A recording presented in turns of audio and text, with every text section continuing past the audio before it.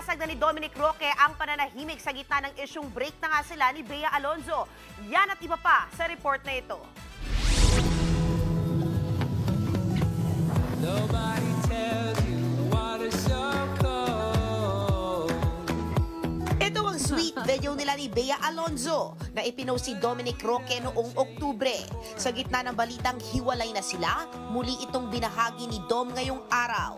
Ang caption, Bea's a beautiful person inside and out. Dagdag pa niya, no hate, bashing at negative things, please.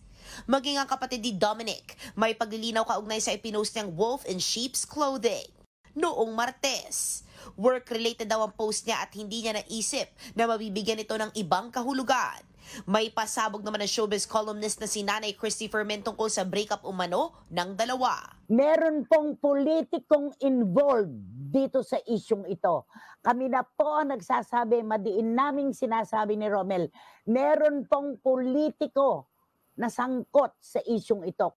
Naungkat din ni Christy sa kanyang personal vlog na ang condo unit ni Dom, pagmamayari umano daw ng lalaking politiko.